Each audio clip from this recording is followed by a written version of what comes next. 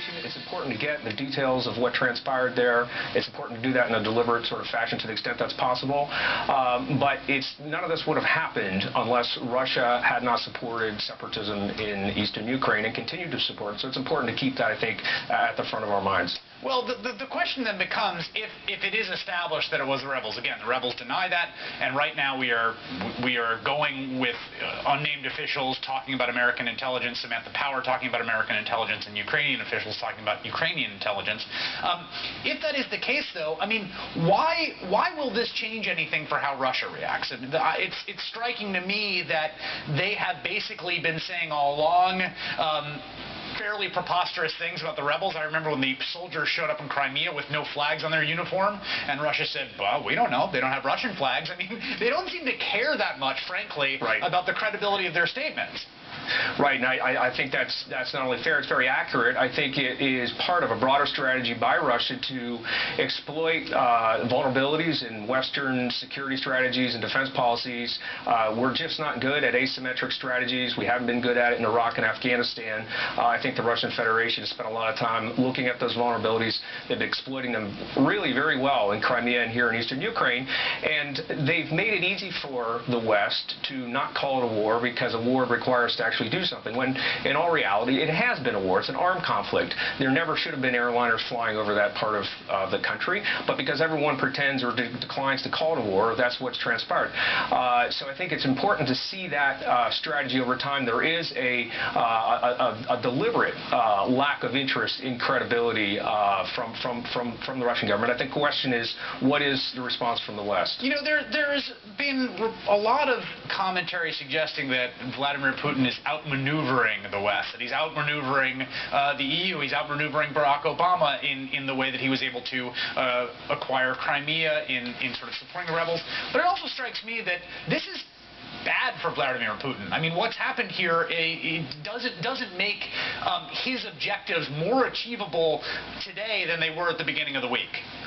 Well, Chris, I think it's always important not to mirror image the interests and objectives of the adversary or the opponent in this instance. We don't really know what Putin's win set is. We don't really know how he perceives of his situation. I think it's important to keep the focus on the Western alliance, how we see the situation, and calibrate our responses accordingly. And the evidence before us suggests Russia has acted as a rogue state.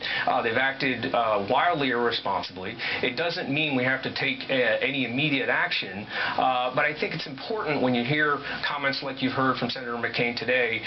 Those comments make it too easy to dismiss the idea of doing something, but we do have to do something. It's important to think of this in the context of a pan-European security strategy, and it's important to have some sort of coherent response to it. The upcoming summit in Wales certainly affords an opportunity to do that. The G7 summit we had a couple weeks ago unfortunately missed, I think, some of the opportunities to be stronger about these positions.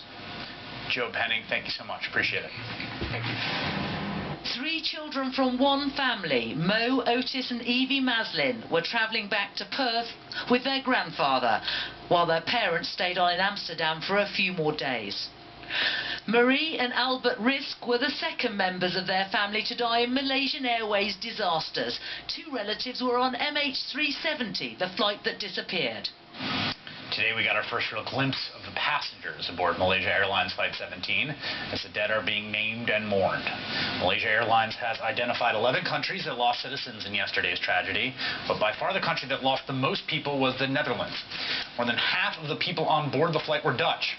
To really get an idea of just how much of an impact this was for the country, Samantha Power, the U.S. ambassador for the UN, tweeted, "The scale of the disaster is so horrific, the number of victims relative to total population is the same for the Netherlands as 9/11 was for the U.S.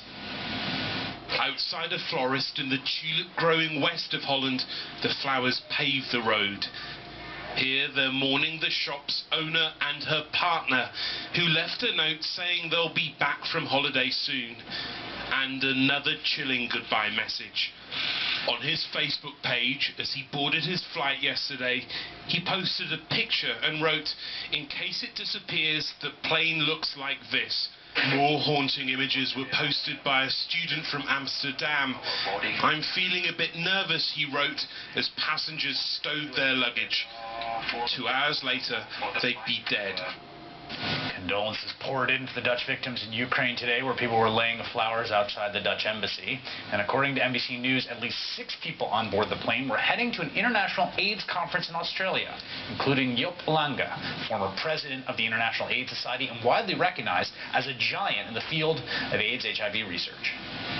In this world today, we shouldn't forget that in the midst of conflict and killing, there are people like these. People who are focused on what can be built rather than what can be destroyed. People who are focused on how they can help people that they've never met. People who define themselves not by what makes them different from other people, but by the humanity that we hold in common. Joining me now, Richard Kim, executive editor of The Nation. Richard, you've been reporting on the AIDS researchers that were on the plane. There has been some wild discrepancies about what percentage of that plane was constituted by folks going to that conference. Yeah, there were reports last night that 100 or 108 people, AIDS activists going to the conference were on that flight. Today it seems it's 6, 7, maybe 10. That's all the International AIDS Society has confirmed. And it seems that the source of that 108 was a single unnamed, unconfirmed conference delegate. So it's not clear the passenger manifest. We don't know yet, and more could emerge. But it looks much smaller than it did last night. Now, this is the big International AIDS Conference, and it's the 20th anniversary, if I'm not mistaken, of this conference. It's being held in Melbourne, right? Yeah, and the real tragic irony is that there was a real sense of profound optimism going into this conference.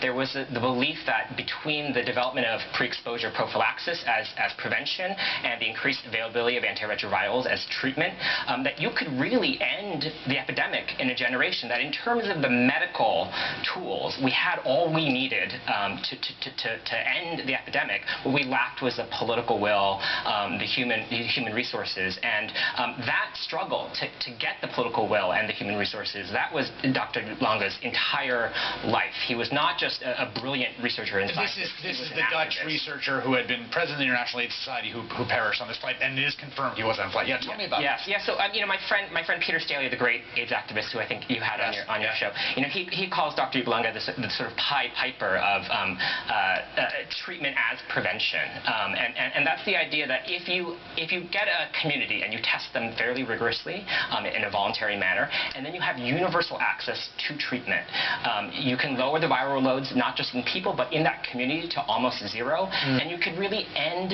the epidemic. You could extinguish it. You could extinguish it, and that is what the conference was looking at. The name of the conference, the subtitle of the conference was Stepping Up. Joop Lange was key in that, right? Because for people dealing with this crisis for decades now, right? There's been two sides of it. There's the sort of medical side of how do we understand the virus, how do we attack it, and medically and biologically, and that has come a huge way. And then the other part is the public health aspect of it.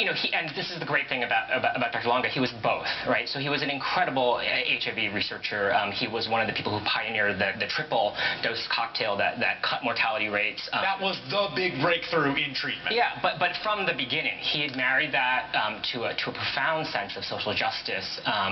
He once said, we can get beer and Coca-Cola into every remote corner of Africa. There is no reason we cannot get these drugs into every corner of Africa. That's what he was really committed to. He was a pioneer in treatment for mothers so that they wouldn't transmit the disease to their children, in using antiretrovirals to prevent the transmission of HIV, and looking at treatment as a vaccine. That's what he actually called universal treatment. It functions as a vaccine. Joop Lange was headed to this conference. This conference is happening. I mean, it's still going to happen. It's strange to contemplate what kind of shadow this casts over. Yeah, there are 14,000 activists that are heading to Melbourne, doctors, clinicians, public health advocates. I will say, the conference in the past has always worked in the shadow of profound loss and death. The very first AIDS conferences were in the worst years of the epidemic. So AIDS activists are going to carry on from this moment. They have a sort of learned skill set of working through grief, profound grief, and I have every reason to believe, from what I'm hearing from people in Melbourne, that they're rededicating themselves to Dr. Lange's work.